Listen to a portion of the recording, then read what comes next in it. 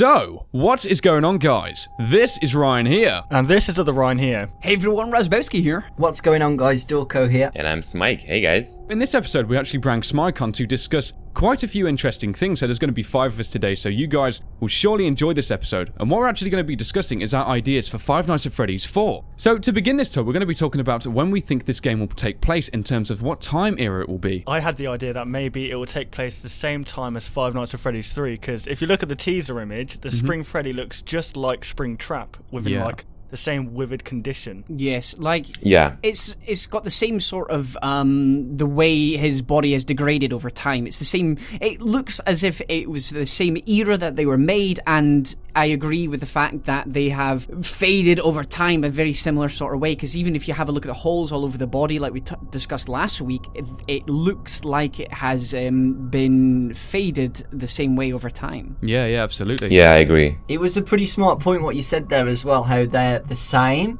And I've just realised as well that Five Nights at Freddy's 3 is a horror attraction. So are you trying to say that there was another horror attraction somewhere else at the same time period? Because this new Freddy thing, like we discussed last week, it's been changed, literally changed. It's got sharp nails. It looks really horrifying, especially with the Freddy's coming out of its body as well. So maybe this was used for the horror attraction somewhere else. Right, yeah. Definitely. And if you remember back to the very first call of Five Nights at Freddy's 3, the phone dude actually says, "Welcome back again," or something along those lines. He hints that you've been there before, that we don't see in the game. So perhaps you have already seen this animatronic, or maybe you were working at a similar location somewhere else. Well, you know what I think? I think it's maybe possible that this is maybe Golden Freddy. Is that possible? Yeah, it could be. Yeah. There were 2 suits originally, you know? There was Springtrap and a Golden Freddy, potentially. I mean, when we looked at this image, we've all kind of discussed the fact that there's kind of this red light which seems to be purging over the actual suit's colour. And that could mean that it's some kind of, a shiny colour, and the reflections and refractions being cast off of it. It's giving the illusion that it's this deeper red colour. So we don't actually know the exact colour of this suit just yet. Yeah. I'm sure I saw a picture on Reddit somewhere that somebody had taken away the red hue, and it was very similar to Springtrap's colour. You know how he's that sort of greeny yellow? Yeah. If you fade out the reds, I've done that in a picture, fade down the reds and it looks just like the same kind of colour as Springtrap is. But that's going interesting. On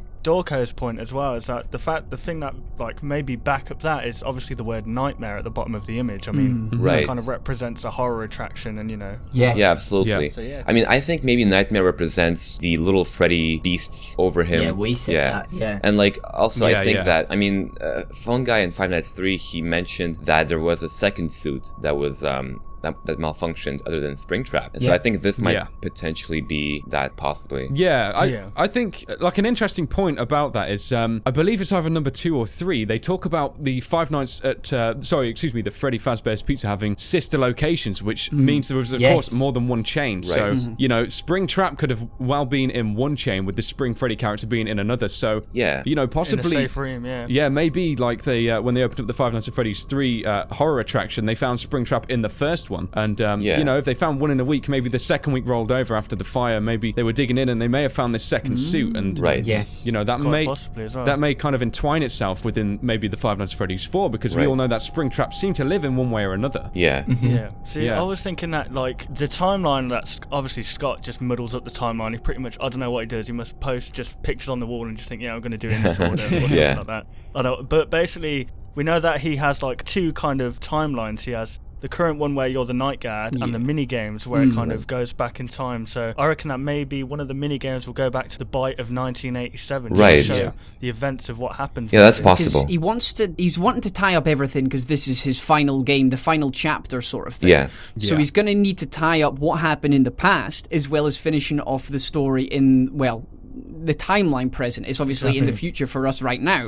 Because at the end of the Nightmare Night, which links into this possible name for this new Freddy animatronic, we've got the newspaper where it says that Fazbear Frights burns down. If you highlight the image, then you will see potentially Springtrap lying on the ground in the back of the image.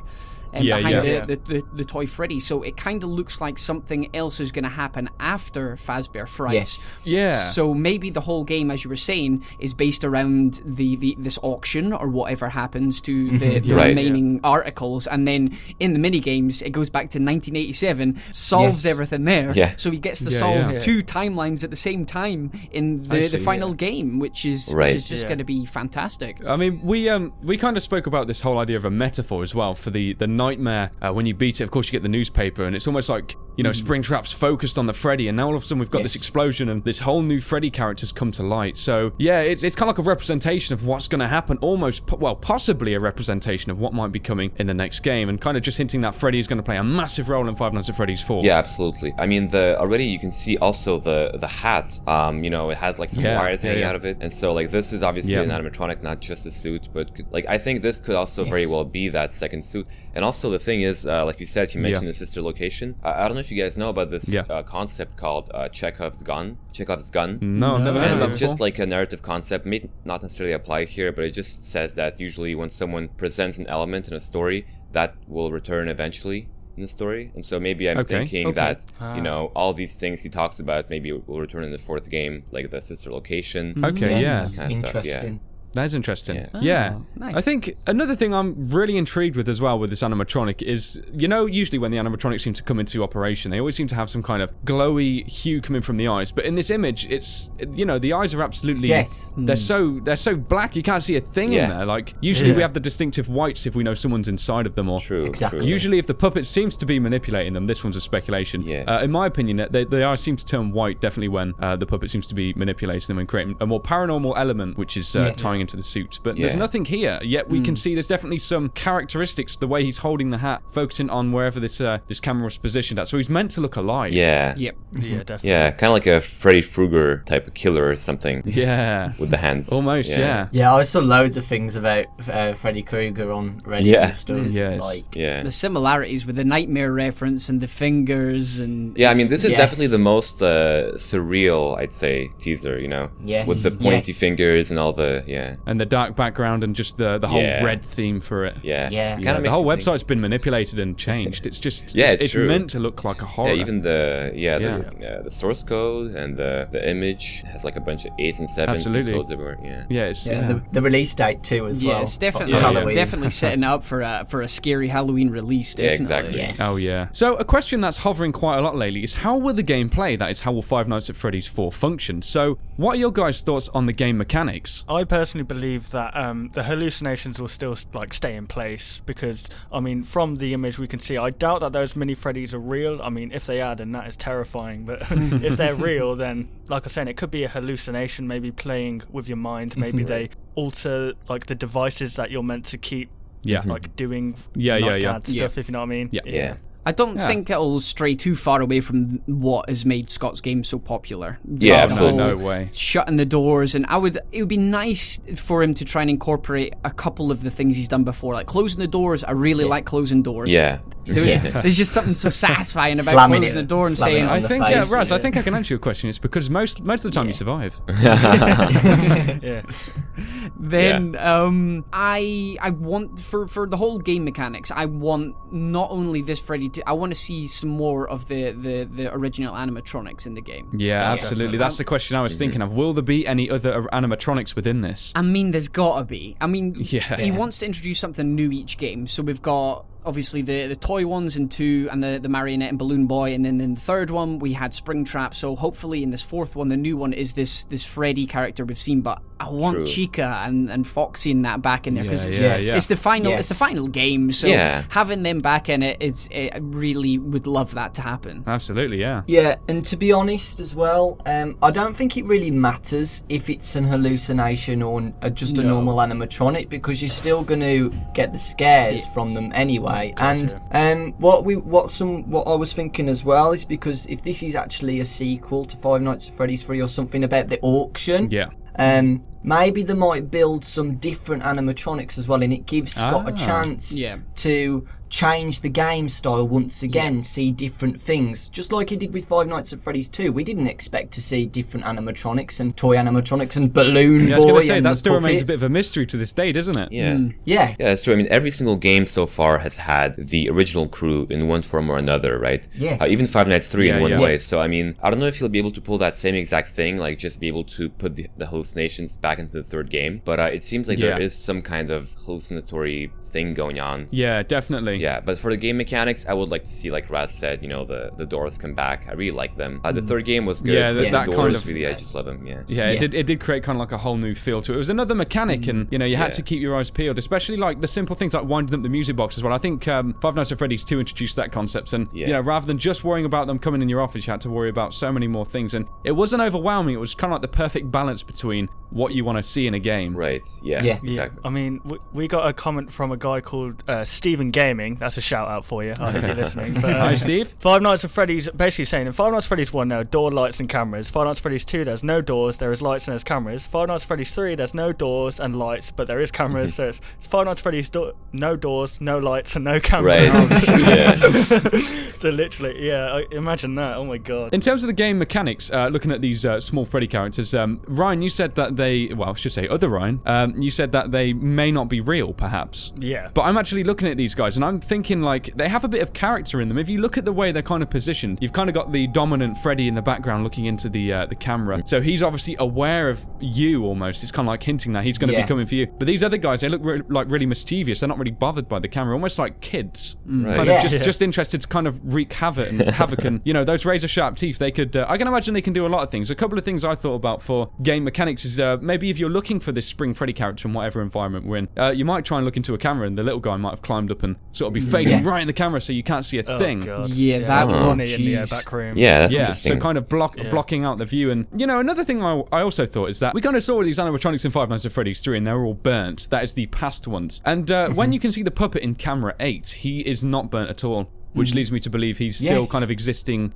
and he's not burnt. So, you know, I kind of think there might be a paranormal element entwined within the game with the marionette, or should I say, excuse me, the puppet still remaining alive, kind of controlling and driving these suits. Because when he actually pops out of the prize corner box, he doesn't actually have the white eyes. It's not until he attacks you. So, and this guy here, he's not got the white eyes at all. They're jet black. So, you know, there could be a link between possibly the puppet and this guy. As we know in the give cake to the children minigame, many speculate this to be the puppet who's killed the child, that is, and he's seeing the Freddy character last, so you know, maybe this character here could be linked within that. Interesting. Yeah, like that Freddy guy on the mini game. Yeah. Where that child does die by the purple man. People are saying that that's the Freddy animatronic what we're seeing. Yeah, that's what I was thinking too. He's distinctively different in his build and the way he looks in the mini games. Yeah, I mean, could that be by any chance Fredbear? You know? Yeah. Yes. Quite possibly. Or the sister location. Yeah, this goes back to the sister locations. Yeah. Here we go. So this could have been kind of Fredbear in that location, aka who we're seeing in this image, and maybe the Spring Bonnie would have been elsewhere, because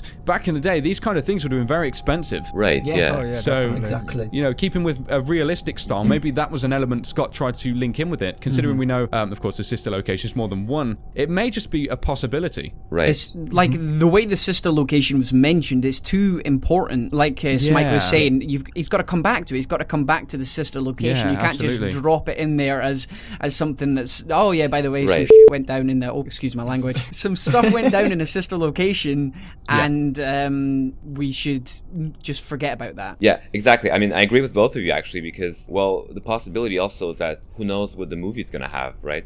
So, I mean, in a way, Scott might also just be building a sandbox for some other stuff, you know, in the future, possibly. They might make a movie. Maybe he'll just, like, just in case, add some possible backstory, you know, for the future, for if they want to do a second movie or a trilogy. So, you never know. Maybe he's going to leave some extra space there. So, just before we kind of end this section and go on to the final portion, one question that's been hovering around in my mind is the idea of the relics. Now, in Five Nights at Freddy's 3, we know there was a lot of relics, and, you know, you're seeing all these key characters scattered around the location, but if the puppet is still existing, going back to the point I made earlier, maybe he can kind of haunt these suits and allow them to move around. So rather than just Spring Freddy you've got to worry about, it might kind of entwine itself, and that's how you might see these different characters interacting in the environment.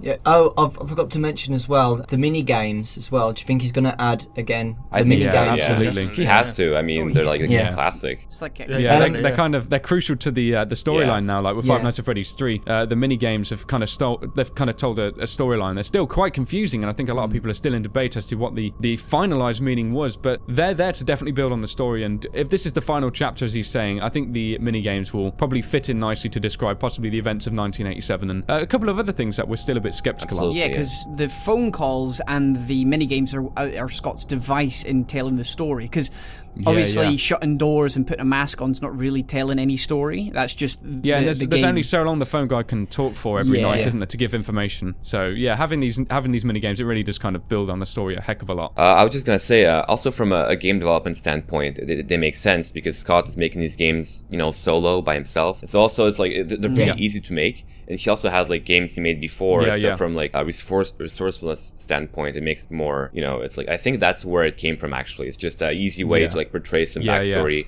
And add free roaming without really adding free roaming to the game. Yeah, and it turns out pretty much everyone loved it. So kudos to Scott. In Five Nights at Freddy's 2, we got cutscenes. Do you remember the cutscenes? Yes, the dream sequences. I would really, really like to see some more cutscenes for the last game. That would be great. Awesome. It would be interesting to see how he puts them in, because he had in the second game the cutscenes were in between the nights, which got replaced in 3 for the mini games, because the mini games were when he died in the second game. So they were originally meant to be a secret Easter egg type thing rather than being a prominent thing.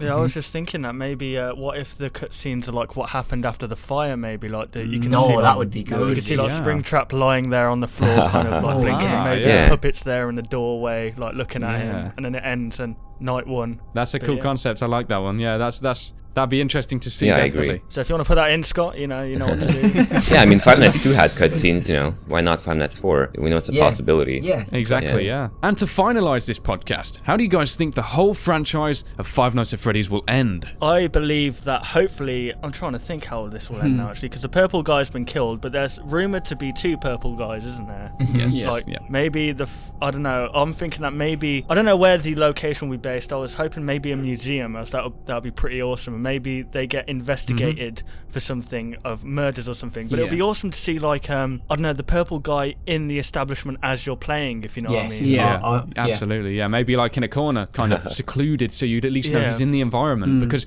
well, from the games now, we know that he's always kind of been in the environments with you, hasn't he? Yeah. Yes. So it's just kind of leaving questions. There's a lot that we still don't know, but so this new game is going to have Scott's going to have to put a lot of information in it, so maybe this is why he's given himself so much time to make the game, because the time in between the second and third was next to nothing. There really wasn't too much of a gap between the first and the second either. So, which is good, because it will give him a lot more time to build the story and really finalize it. Yeah, and make it because if it's going to be told over 6 nights again, he can really tighten it up, and maybe in between the nights the mini games can be larger, or as we were talking before, maybe there'll be a mini game, and if you do something right in the mini game, then maybe you'll get a cutscene. Right. Yeah. Because you know how you went and collected give the cakes to the kids in the third game. Yes. Maybe if you did a similar thing, you got the secret would be a cutscene where you got to see some sort of aspect. Maybe it was actually see the purple guy in action. Yes. Not physically. Obviously not physically stabbing someone. Right. But somewhere some sort of line solving what the purple guy is up to. Maybe his motivation behind things. Maybe seeing what happens to Springtrap and the puppet after the fire. He could jump about. He could jump about in timelines quite easily if he does it like that, and it'd be a nice way to solve and round off the whole story. Well, there was actually a really big point that I kind of want to stress in this, because this is where the storyline doesn't make too much sense, and it goes back to a video me and Other Ryan produced a while ago talking about why there will never be a good ending. And I think a lot of people didn't really understand the message we were kind of trying to derive to you guys through that. Basically, in the throughout the minigames in Five Nights at Freddy's 3, we're constantly working to kind of free this one child, and in the Happiest Day minigame, we play as the marionette, and we seem to free this child by giving him the cake, and we watch all the masks drop, and last but not least, the marionette mask seems to drop. Now, a lot of people are speculating that this took place before Five Nights at Freddy's 3, possibly between 1 and 3. Now, this wouldn't actually make a whole lot of sense, considering going back to Camo 8, we can see the marionette still in its kind of physical form. So this is going back to the point of, was the bad ending meant to be the real ending we got? So the souls are still trapped, and I think that would make a whole lot more sense because, if so, why are we seeing the puppet's soul still if he's already freed? That's perfect. Yeah, that's what me and Raz spoke about that before, and it's because how complicated to get the good ending is, and you have to click walls and click on close up cameras. We were saying that it's too surreal to be real, you know? Right. Yeah, and without the internet, especially for this one, there's no way you'd find out these sort of things on the wall, especially the wall panel thing. It's so unclear. I mean, you expect to beat a game, this is something I stated, when you beat a game, you expect to be rewarded with a good ending, of course. Right. And I mean, you play the game how it was intended to be played the first time. You're not supposed to know all this stuff.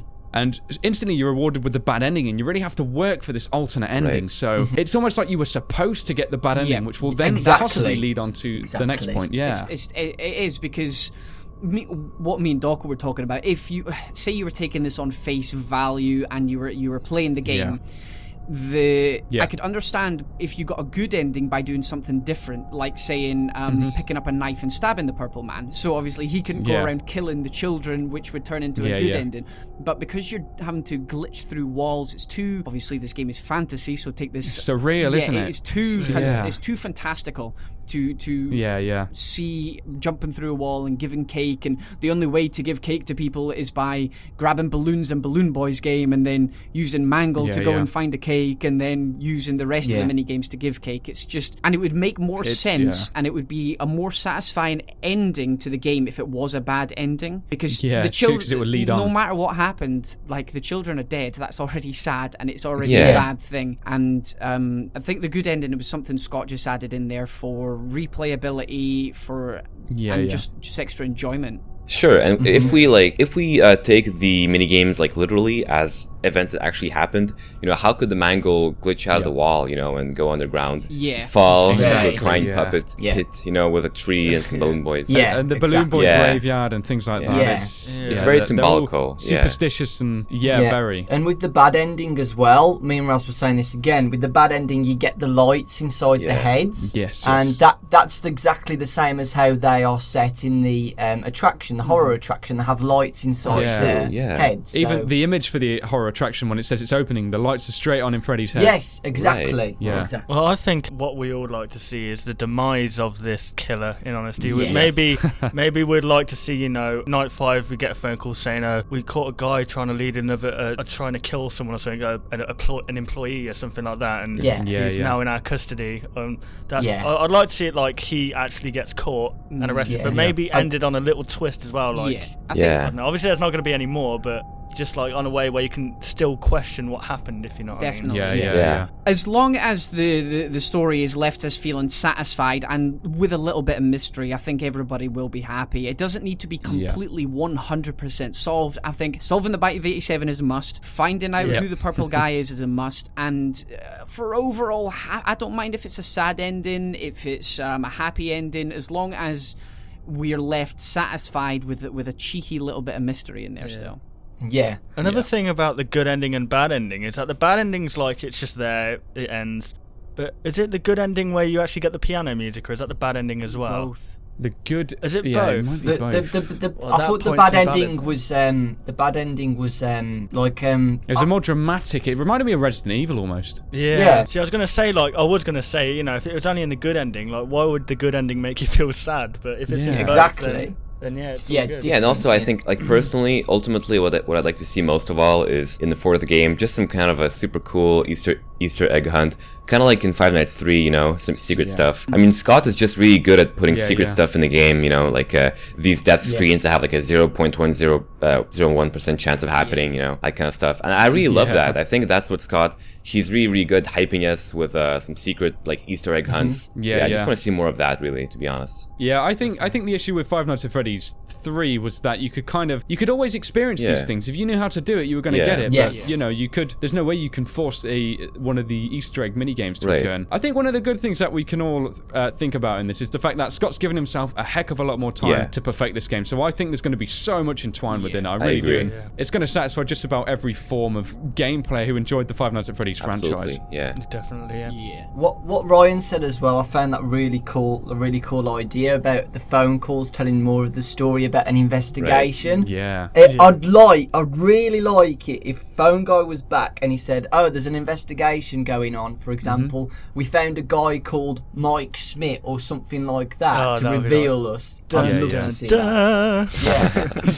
Yeah. Absolutely, yeah. There's so many questions left. I mean, I could go through a whole list on an A4 piece of paper, make it A3, and I'd still be going. Yeah, but I still think that Scott's gonna leave like at least a few loose ends, because that's where the theories really come in. It's always so fun to theorize, even if sometimes it's like not every theory is gonna end up true, but that's kind of the fun of it. Kind of like absolutely. That's what makes it a theory, isn't it? Exactly. Yeah, and that's what makes the community come alive. Absolutely. It's awesome. That's true. The community's built on theories, and I think the speculative nature is just, it's always interesting because there's so many stories, and then when there's some light that sheds through one of these theories, it's just so intriguing. You can really invent it, you can investigate it, and you can find endless parts of information which both go for and against it. It's so great, and as you say, I hope some things are left unanswered for that simple absolutely. fact. And I think when I played this game, Alan Wake, you guys might know of it. Like at the end, that's what he said exactly. There was some mysteries left unanswered, and he said, sometimes it's best. And that's really what sticks with you. It's the mysteries unanswered more than the answers that reveal everything.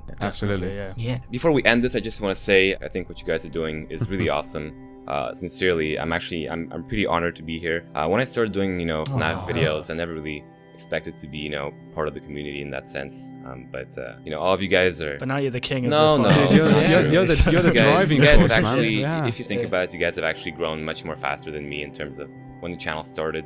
I've been doing this for like 4 years, so it's different. And you guys, you're all fresh channels, and you've just grown so fast. I would say, really proud of you guys. Thanks, man. Yeah, it's been awesome. Thanks, man. Fantastic. Yeah, and I mean, as more news goes, I think S5 should definitely have a couple more discussions, because this was great, and it's such a change from all of us posting individual content. We can all kind of entwine our ideas together, and it's a lot of fun, and it's a great change. It just goes to show we're all as one, and these people making these stories that we're against one another, it's all false. I mean, we're all in it together. Yeah, exactly. I've always one big community. I've never really understood people who say that YouTube is a competition, and you're supposed to sort of undermine others. Really, YouTube, if you look, it's always there's a strength in numbers, and when one channel rises, other channels also rise. It's all just it's the whole community aspect of it. Like, I'm really good friends with you guys now, and it has been amazing to speak to Smike today as well, man. And get your point of view and stuff and everything. And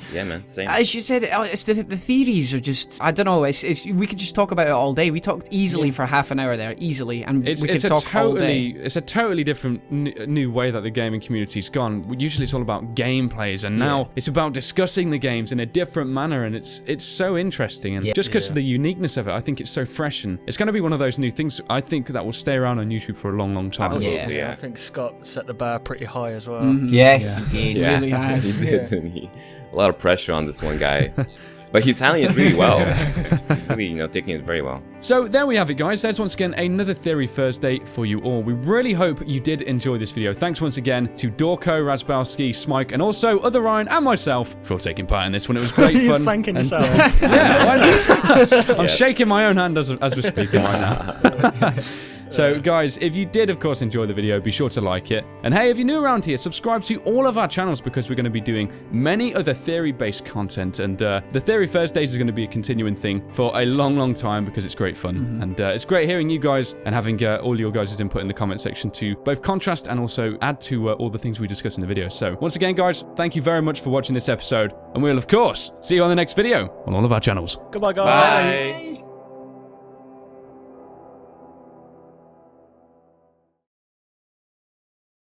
Want to see even more content from us? Consider liking and subscribing to ensure you'll see all content in the foreseeable future. And hey, why not check out our past 2 videos?